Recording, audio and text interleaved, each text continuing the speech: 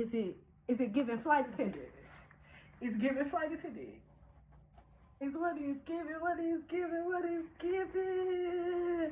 Period. Don't play with that, girl. It is like 5:20 a.m. Friday, October 7th. It's graduation day. It's time to get them wings, you dig. I gotta be downstairs in like 15 minutes. But I definitely wanted to come on here and see myself, say what's up to the people. What's up, gang?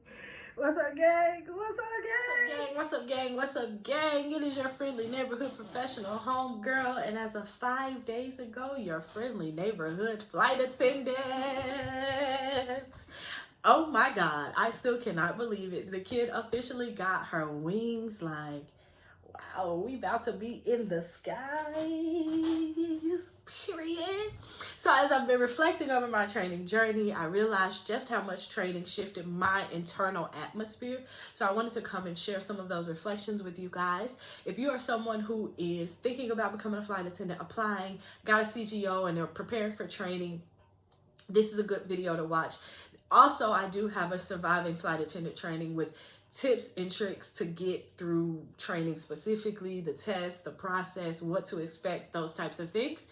So you can watch that one right after you watch this one. Stay tuned.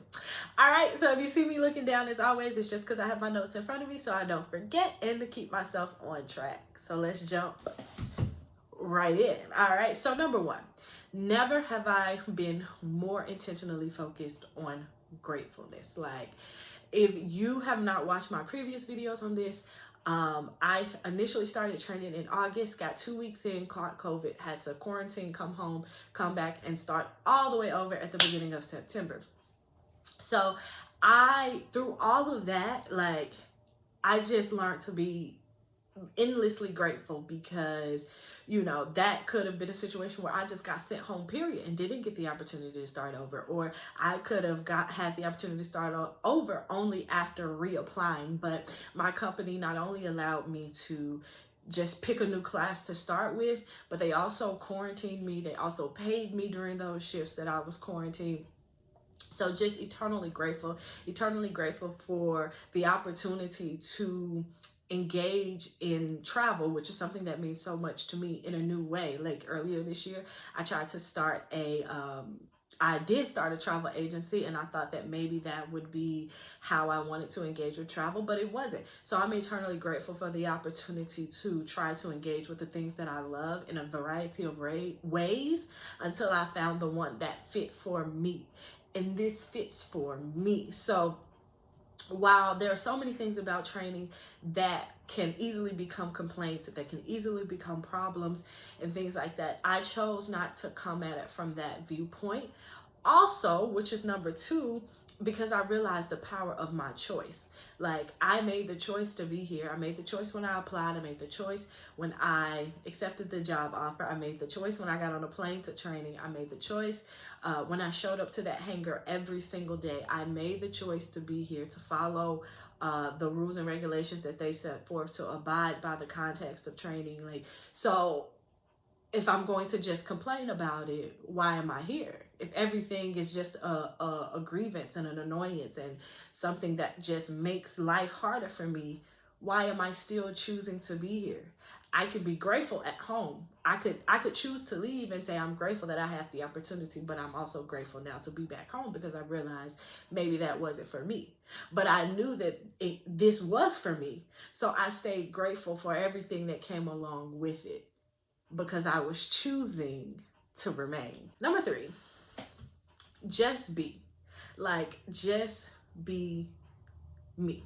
And those who are meant to engage and be a part of my life will, in the ways in which they are, will show up. Like, I am one, or have been in most recent years, one to be very observant and like try to scope out who I think I can be all of me around before allowing myself to be. And training showed me to just be me, whatever that looks like in any given moment, at any given time, and like who wants to or who's supposed to be around or engage with me or make relationship with me will. And also the nature of those relationships will vary. Like, not everybody that chooses to engage with you is going to be your besties for the resties, or your sister, or your soul mate in friend form, or your soul in whatever form, you know what I mean? Like, there are tiers to relationships, and that's okay. Okay, now this is a big one. This is probably the biggest one.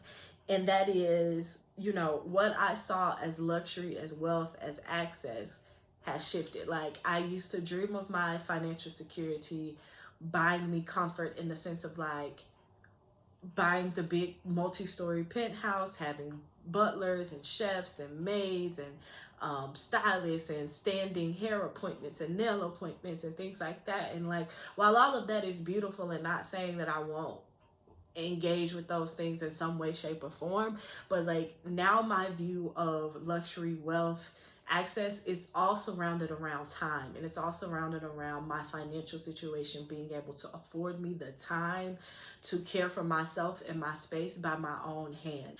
It was coin laundry, and I'm not one that typically has cash on me, and so the greatest example that I can think of is that fact that I don't typically have cash on me, and I wasn't about to pay the ATM $4 to take some money out, to get some coins, to go to the coin laundry. So I ended up washing clothes by hand most often.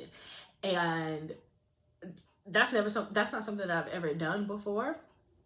But the first time I did it, like, immediately, I'm like, wow, this is amazing. I'm so grateful that I get to care for my belongings in this way. I'm so grateful that I get to see the shift in these items, these things that I keep on my body so much. Like, it was not just a care for the clothes, but it's also a care for my body. Things really shifted what I want my life to look like. Like, I want to be in a community that is kind of like, everybody knows each other, everybody cares for each other. I can go to the market on my lunch, and the guy that I buy my produce from, he knows my name, he knows me, we know each other. Like, he's not just the shop owner, he's family essentially. And like, I want to have the time to make pasta by hand randomly on a Wednesday, and spend 2 to 3 hours in the morning with myself, meditating, taking my time with my hygiene routine. I want to, take naps and read books in the middle of the day. I want, to work only a few hours during the day. Like, that is what, luxury, wealth, access looks like to me now. I would prefer that my first go-to be that I can do it because I have the time. Because in our society, in our world, a lot of the reason that we don't care for a lot of things by our own hands is not because we don't want to. It's because we don't have the time and the energy to, because we are working sun up to sun down. So the things that we need in our life need to be inherently creating more ease and time for us, because we need them to create ease of these tasks so that we can be more ready, more engaged, more rested for work. When I want my life to be like centered around rest, centered around how can I create more time for me to care for me and my things and my space. Like, not how can I make it most easiest and most convenient for me to be available to work. So, and finally, we all have heard this phrase a lot, right? Find something you love and you'll never work a day in your life. Or people often tell you, like, find your passion and make that your job. And it's like, that's not true. That's not true. Like, even if you're doing something that you really, really love and that burns your soul on fire, you're still going to work. Like, I love travel, and I love, even though I haven't, gotten out on my trip yet, I love being a flight attendant, and I loved my training experience, but it was work. It was work. It was work, and it will always be work. So if you are someone that is trying to move in that space, like, know that it is still work. And so what I tell my clients as a coach, and when I was also doing therapy, what I would tell my clients is that look for something that brings you uninterrupted joy, because then the challenging tasks that come along with it, you will always be willing to do, because that thing is still bringing you uninterrupted joy. And at the moment that job, that thing, that relationship, that hobby, whatever it is, no longer brings you uninterrupted joy, like it becomes more tedious and more task heavy for you to do the work that it takes to be engaged in that, than it does bring you joy, then it may be time to shift, to make your exit. And it's okay to admit that trying to make money off of something you love is work, because it is. It's okay to admit that. One, it's okay to just have a job that's a good job, that's a good environment, that pays you enough to create the lifestyle that you want to create, and to do that job and to go home. It doesn't have to be a job that burns your soul on fire. Let's start there. Two, but if you are looking to work in something that you are passionate about, that you really, really love, like look for the work that brings you uninterrupted joy. Because the uninterrupted joy is what's going to keep you going. Think about something that you have in your life right now that brings you uninterrupted joy. Maybe you're someone who's a pet owner, right? Your dog brings you uninterrupted joy. But your dog also gets on your nerves when he or she poops on the living room floor, or you got to wake up at 5 a.m. because that's when they're ready to go walking, but you still want to sleep, right? Like that's annoying, or that's tiresome, but you wouldn't trade it for the world, because your dog, being a pet owner, being a pet mommy or daddy, brings you uninterrupted joy. So you're going to do it regardless. But the moment it's like, this dog is causing me more pain than joy, or costing me more money than I want to continue to spend, is costing me more time and effort than I have to give, then you may decide like, hey, maybe I need to rehome this pet. And that's okay. That's okay. That is how training shifted my internal atmosphere. Those are some revelations and reflections that I came with. If you have some comments, some reflections, some questions, some agreements, some disagreements, please leave them in the comments below. Let's have a discussion, because this is what this is about. This is never about me telling you what it should and shouldn't be. It's about us having a conversation.